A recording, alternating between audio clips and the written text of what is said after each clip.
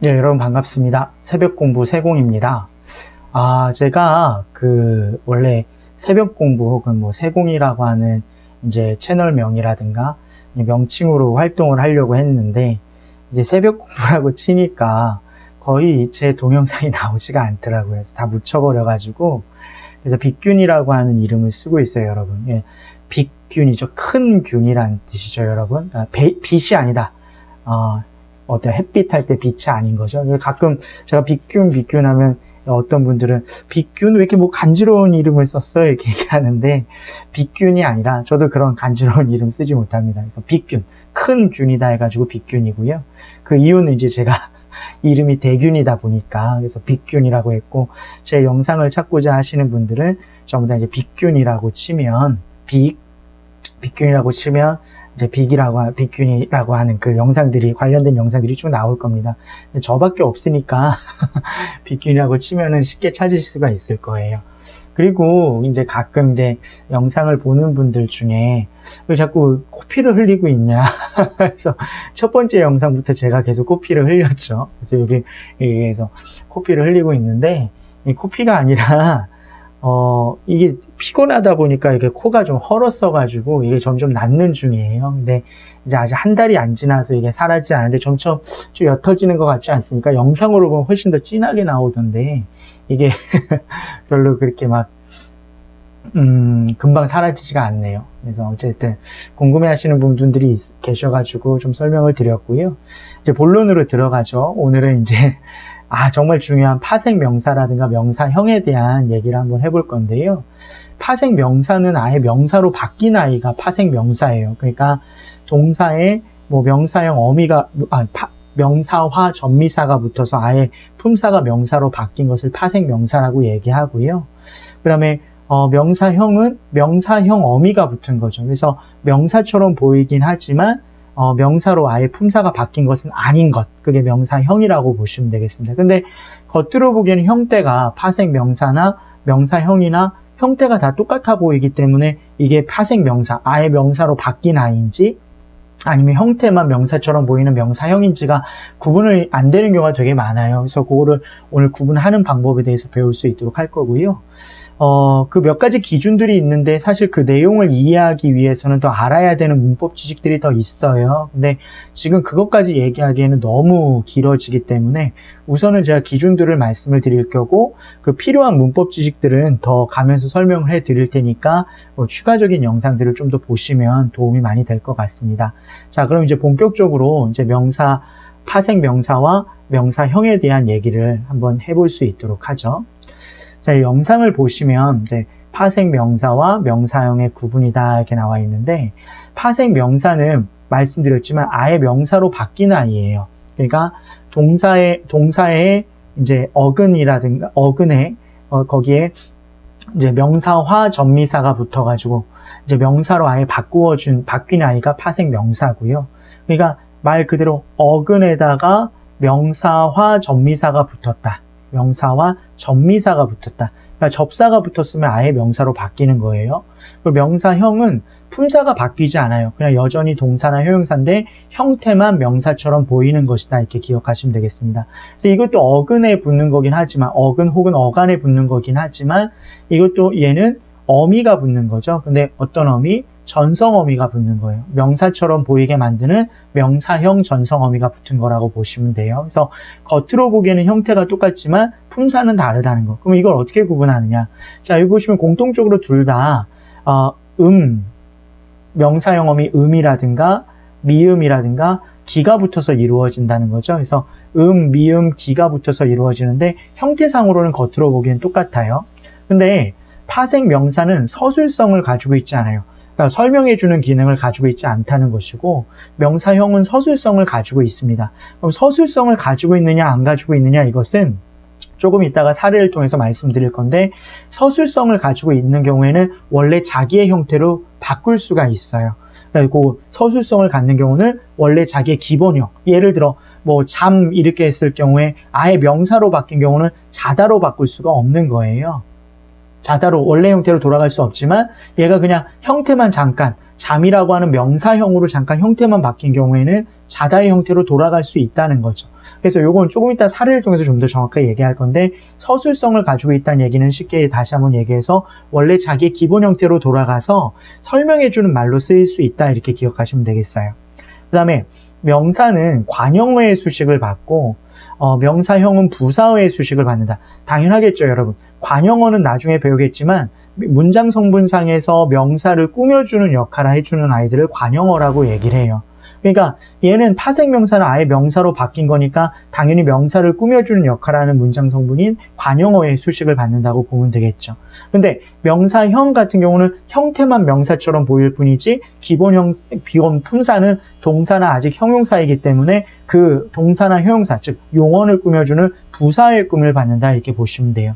이것도 어떻게 구분하는지는 사례를 통해서 설명을 드릴게요. 그러면 사례로 한번 와보죠, 여러분. 여기 보시면 꿈을 꿈이에요. 이거 우선 없다고 생각하시고 합격하는이나 자주는 없다고 생각하시고 꿈을 꿈 이렇게 보시면 꿈을 꿈. 그럼 형태가 똑같잖아요. 얘가 1번이고 얘가 2번이라고 했을 때 앞에 있는 꿈은 파생 명사, 아예 명사로 바뀐 아이고 뒤에 있는 꿈은 형태만 잠깐 명사처럼 보이게끔 만들어주는 명사형인 거예요. 그러니까 얘는 뭐랑 똑같은 거다? 그냥 꾸다랑 똑같다 이렇게 생각하시면 되고 얘의 품사는 그럼 그대로 동사다 이렇게 생각하시면 되는 거죠. 형태는 똑같아 보이지만 어떻게 다르냐? 여기 보시면 1번의 꿈 같은 경우는 꾸다라고 하는 어근에다가 뭐가 붙은 거죠? 그렇죠. 명사와 전미사인 미음이 붙어서 꿈 이렇게 해서 아예 동사에서 명사로 품사로 바뀐 아이고 그 다음에 2번의 꿈, 여기 꿈을 꿈할 때 두 번째 있는 꿈은 똑같이 꾸라고 하는 어근에다가 혹은 어간이라고 봐도 되겠죠. 꾸에다가 미음이라고 하는 명사형 전성어미가 붙은 거라고 보시면 돼요. 그러니까 얘는 문법적으로 똑같은 미음처럼 보이지만 하나는 명사와 전미사고 하나는 명사형 전성어미다. 어미가 붙는 경우는 품사가 바뀌지 않는다. 이렇게 기억하시면 되고 얘는 품사가 바뀌지 않아서 얘는 그대로 품사가 뭐다? 동사다. 이렇게 기억하시면 되겠습니다. 그러면 이것을 이렇게 형태가 똑같을 때 어떻게 구분을 하느냐? 말씀드렸지만 명사형 같은 경우에 즉 품사가 바뀌지 않은 명사형 같은 경우 서술성을 가지고 있다. 즉 여기 다시 한번 보죠. 꿈을 꿈 이렇게 했을 때 서술성을 가지고 있는 경우는 기본형으로 꿈을 꾸다 이런 식으로 바꿀 수 있다는 거예요. 설명해주는 역할을 할 수 있죠. 근데 이거는 안 되잖아요. 꾸다를 꿈 이거는 안 되는 것처럼 아예 명사로 바뀐 애는 기본형으로 돌아갈 수 없다는 거죠. 이렇게 기억하시면 되는 거예요. 그러니까 서술성을 갖는 아이는 기본형으로 돌아가서 설명해주는 역할을 한다. 하지만 아예 명사로 바뀐 아이는 설명해주는 기능 자체를 하지 못한다. 이렇게 생각하시면 되겠죠. 그게 첫 번째 구분하는 기준이 되겠고요. 그럼 두 번째 구분하는 기준은 무엇이냐? 파생 명사는 명사 관형어의 꿈을 받는다고 얘기했고 그 다음에 명사형은 부사어의 꿈을 받는다고 얘기했는데 이걸 잠깐 좀 지우고 할게요, 여러분. 자, 다 지워보죠. 자, 쭉 지우고 자, 여기 보시면 앞에 있는 것은 집어넣을 때 합격하는 이렇게 들어갔고 뒤에 것은 자주 이렇게 들어갔어요. 그럼 여러분 이게 부사어인지 아닌지 어떻게 구분하느냐, 관형어인지 아닌지 어떻게 구분하냐, 뒤에 뭘 꾸며주는지 생각해 보시면 되는데 그냥 이 경우가 아니더라도 예를 들어 자주 같은 경우가 평소에 어떻게 쓰이는지 한번 생각해 보세요. 자주 가다, 자주 먹다, 자주 보다 이러잖아요. 그럼 전부 다 용언을 꾸며준다는 얘기죠. 그러면 용언을 꾸며주는 애는 부사어라고 생각하시면 되는 거예요. 그러니까 여기서는 당연히 자주가 꿈을 꾸며주고 있는데 그럼 여기서의 자주는 부사어니까 뒤에 부사어의 꿈을 받고 있는 이 아이는 뭐라고 봐야 된다? 그렇죠. 용언이라고 봐야 된다. 동사라고 봐야 된다. 이렇게 생각하시면 되겠고 그러면 합격하는 같은 경우 한번 생각해 보죠. 합격하는 같은 경우에 합격하는 꿈, 합격하는 날, 합격하는 것, 뭐 합격하는 사람 해서 전부 다 뭘 꾸며줘? 그죠? 명사를 꾸며주고 있잖아요. 그럼 명사를 꾸며주는 아이는 다 관형어다 이렇게 생각하시면 되는 거예요. 그리고 한 가지 더 팁을 알려드리면 관형어는 뭐 관형사도 관형어고 용언의 관형사형도 관형어인데 관형어 뒤에는 특히 용언의 관형사형 같은 경우는 관형사형 어미가 붙는데요. 관형사형 어미에는 뭐가 있냐면 는이라든가 니은, 뭐 리을, 을, 던 뭐 이런 아이들이 붙는다고 보시면 돼요. 뭐 은도 있겠죠. 뭐 이런 것들. 그러니까 이런 형태들이 보이면 요런 어미 형태들이 보이면 다 관용어다 이렇게 생각하시면 돼요. 여기서 합격하는 같은 경우에 는이 붙은 거죠. 그렇죠? 그래서 요런 식으로 해가지고 관용어의 꿈을 받으면 명사고 부사어의 꿈을 받으면 명사형이다. 그러니까 걔는 명사가 아니다. 걔는 용언이다. 이렇게 기억하시면 되겠습니다. 한 가지 다른 사례를 통해서 한번 좀 살펴볼까요, 여러분? 뭐 많이 있겠지만 그냥 빈 종이에 한번 살펴볼게요, 여러분. 제가 한번 적어보죠. 자, 얘기해보죠. 철수가 뭐 똑같아요? 앞에 거. 자, 춤을 춤을 자 알았다. 이렇게 문장을 한번 적어볼게요. 여러분도 한쪽에 적어보세요. 나는 철수가 춤을 춤을 알았다. 그럼 나는 주어 알았다 서술어 이렇게 되겠죠? 이게 주술 아이고 손이 짧네요, 여러분. 자, 이거 지울게요. 지우고 자, 잘 춤을 알았다 했을 때 자, 주어와 요 서술어가 호응을 되는 거고, 요게 이제 중간에 목적어가 들어가 있는 거잖아요. 을을이 붙어 있는 목적어죠.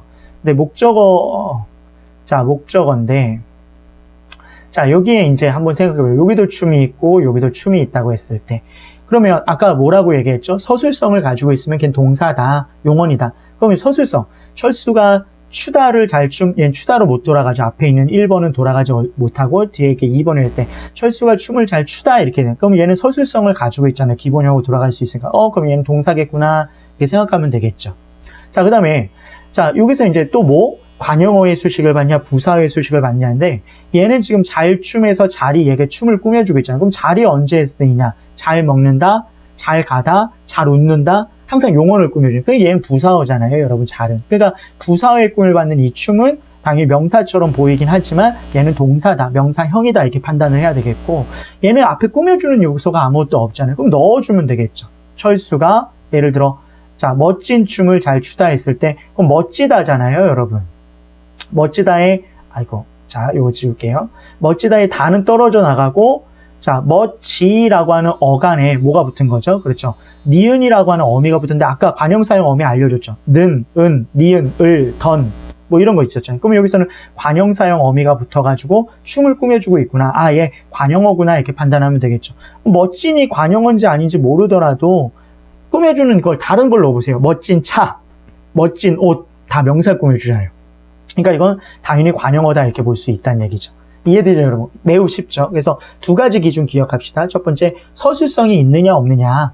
서술성이 있으면 동사, 용언이다. 서술성이 없으면 파생 명사다. 두 번째, 관용어의 꿈을 받느냐, 부사어의 꿈을 받느냐. 관용어의 꿈을 받으면 명사다. 부사어의 꿈을 받으면 용언이다. 동사다. 꼭 기억하시면 되겠습니다. 매우 쉽죠, 여러분? 그래서 오늘은 여기까지 보겠고요. 매우 중요한 내용이니까 잘 기억하셔야 되겠습니다. 자, 고생하셨습니다.